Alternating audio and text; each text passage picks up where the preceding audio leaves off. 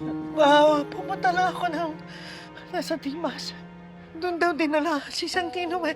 Sandali lang ha, pupuntahan ko lang ang anak ko. Sasama ako, Marites.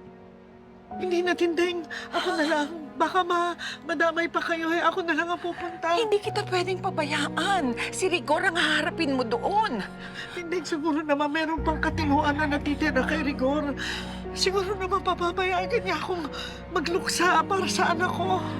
Sa'yo ibubunto ni Rigor ang galit niya. Kung nandito si Tanggol, sigurado akong hindi yun papayag. Pabayaan mo na muna itong gawin ko mag-isa. Tsaka mas mahalata ni Rigor kung madami tayo eh. Ako na lang muna ha. Ako na lang muna. Marites, basta't mag-iingat ka. Hindi mo alam ang lalim ng galit ni Rigor ngayong wala na si Santino. Baka kung anong gawin na sa'yo.